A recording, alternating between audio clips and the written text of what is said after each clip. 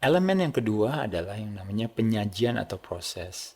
Prioritaskan, nah ini sama kayak fokuskan pada sesuatu yang diperbolehkan. Jangan berfokus pada sesuatu yang tidak boleh ya gitu. Jadi kalau kadang-kadang, oh jadi nggak boleh makan goreng ya, seolah-olah menjadi satu perasaan kita terikat. Jadi akhirnya, waduh kita jadi nggak boleh makan goreng dan sebagainya. Kenyataannya bukan itu. Tapi maksudnya adalah di sini adalah prioritaskan pada sesuatu yang boleh. Apa sih yang boleh makanan penyajiannya? Bisa dikukus, bisa direbus, bisa dipepes ya. Banyak sekali steam apa segala ya, itu satu hal yang sangat baik, yang bagus.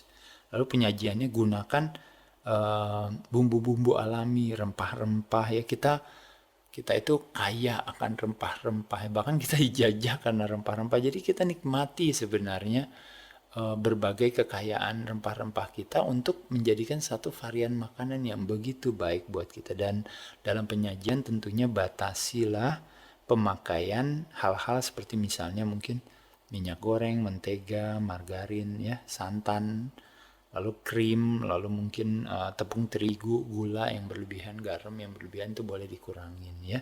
Kita fokus kepada makanan bumbu-bumbu alami ya, kenapa tidak? Tapi bukan berarti, sekali lagi ya, bukan berarti kita tidak boleh makan enak gitu ya. Makan yang tadi ya enak juga, itu sebuah pemaknaan sendiri sih. Tapi maksud saya lebih kepada bahwa kita bisa tetap menikmati semua makanan yang ada, tapi kita tidak jadikan makanan itu sebagai makanan kita yang istilahnya sehari-hari saya harus makan nasi goreng. Setiap pagi saya harus makan nasi goreng.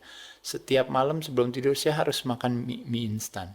Yang bilang harus tuh nggak ada, kita sendiri yang bilang harus karena kita memang suka aja gitu. Cuma kembali lagi, kenikmatan yang sesaat sekarang bisa menjadi kesengsaraan nantinya gitu. Itu kan konsep sederhana dalam berbicara sebuah asosiasi. Jadi kembali lagi, perilaku manusia dipengaruhi oleh dua hal: keinginan untuk mendapatkan satu kenikmatan, which is kepengen enaknya, dan berusaha untuk menghindari dari yang namanya kesengsaraan atau nggak enak nggak mau gitu ya. Nah jadi kesimpulannya adalah apa? Kesimpulannya adalah tantangannya bagaimana kita bisa membenar kaprahkan yang namanya nikmat dan sengsara. Karena pada saat dimana salah kaprah terjadi kebalikannya. Contoh paling gampang sederhana yaitu adalah saya nggak mau olahraga karena olahraga sengsara. Kenapa? Karena saya suruh lari, suruh bangun pagi, nanti keringitan, ntar bajunya ntar kotor, ntar aduh kalau wanita misalnya, aduh saya nanti mesti keramas lagi, aduh ntar ini, ntar itu, aduh belum ntar saya capek dan sebagainya. Jadi mengasosiasikan olahraga sebagai satu kesengsaraan. Kebalikannya, pada saat kita berbicara soal duduk-duduk santai di rumah, rileks apa, kita jadikan itu sebagai satu kenikmatan. Akan enak duduk rileks, nggak usah ngapain, tinggal tidur ini apa. Ya mungkin benar aja untuk saat itu, dalam arti pada saat jangka pendek itulah yang terjadi gitu. Kebalikannya, kalau kita benar kaprahkan yang namanya nikmat dan sengsara, kita bisa bilang bahwa tahu gak kalau seandainya sehat nikmatnya apa?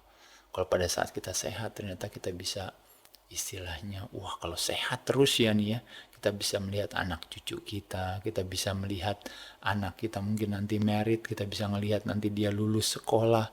Oh karena saya bisa menikmati berbagai hal, saya bisa jalan-jalan kemana dengan saya lebih sehat, banyak orang yang diuntungkan karena saya berkarya, mungkin karya saya banyak memberikan kebaikan bagi banyak orang lain dan sebagainya. Jadi ya saya mau sehat, dengan saya berolahraga, dengan saya sehat, justru yang diuntungkan bukan cuma saya aja tapi banyak orang, terutama orang-orang yang saya kasihi.